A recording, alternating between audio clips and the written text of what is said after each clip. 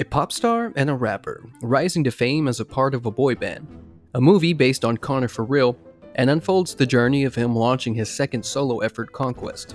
At one point, Connor was a member of the trio The Style Boys. However, Lawrence leaves after failing to receive credit for writing Connor's guest verse on the Poppy-winning single Turn Up the Beef. Hello and welcome to Comedy Recap. Today we will recap the film Pop Star, Never Stop, Never Stopping, which is a movie from the comedy and musical genre. An hilarious film that will make you laugh so much that your stomach will hurt. So sit back and enjoy the movie. Without further ado, let's dive right into it. A rapper's career goes off the rails in a music mockumentary by YouTube comedy star The Lonely Island. Even when the music numbers and plot in Pop Star, Never Stop, Never Stopping fall short, the chuckles continue. The Lonely Island, a YouTube comedic trio, has released their second feature. Collaborators and ex-high school partners Andy Samberg, Jorma Tacoon, and Akiva Schaffer. It's a good music mockumentary, but it's not as good as Spinal Tap.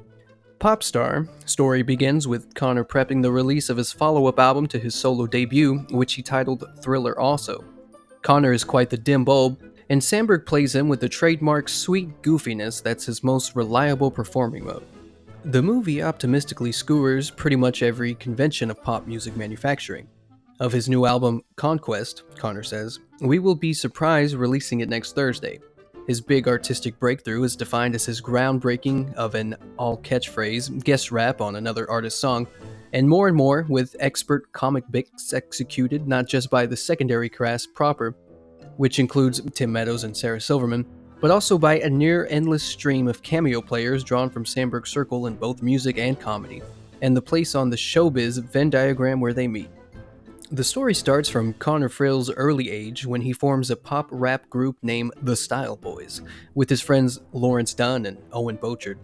With their band and crazy attitudes, the boys instantly gain fame in the music industry, inspiring many of today's musicians. However, Lawrence leaves after failing to receive credit for writing Connor's guest verse on the Poppy-winning single Turn Up the Beef. The movie shows you how the boy band ends, and Connor becomes a solo act, taking on the name Connor for real, with Owen as his DJ. After a failed effort and going at it alone, Connor Lawrence begins farming in Colorado. Connor's debut album, Thriller, also becomes a chart topper, and his celebrity grows. Connor released his sophomore album, Conquest, in 2015, which is widely criticized since he wrote every song himself and used hundreds of different producers instead of Owen's original beats. With sales disappointingly low, Connor's manager Harry offers that Aquaspin, a household appliance brand, sponsor the tour. When the company's appliances are turned on, they start playing Connor's tunes, causing a statewide power outage and a backlash from Connor's fans. The movie's plot shows how Connor begins his tour but fails as he can't sell albums as he hopes. Harry suggests they hire hip-hop artist Hunter the Hungry as an opening act. As a result of Harry's suggestion, ticket sales start to increase. Connor begins to include additional gimmicks into his act, such as a robotic mask for Owen, publicizing his connection with actress Ashley Wednesday, and a stage stunt in which he changes clothes behind a curtain in seconds. The method only works because Connor has to hide his penis under his legs, but it appears to have gone wrong in Nashville when Connor is caught nude in the middle of a concert and becomes the target of ridicule. The act becomes a publicity stunt, and his publicist, Paula Klein, suggested he pull another publicity stunt to deflect attention from his humiliation. And listening to the suggestions, Connor proposed to Ashley on live television, complete with a performance by Seal and a presentation featuring several trained wolves. The wolves get agitated by Seal's voice, and they charge at the audience, mauling them. From experience, Seal fights off a wolf, even claiming that the wolves caused his facial scar. And as the backlash against Connor builds, Ashley breaks up with him and begins dating Seal, who then files a lawsuit against Connor for his injuries. But the movie storyline is, truth to tell, a little thin. It's the same scenario as This Is Spinal Tap, with different structural stresses.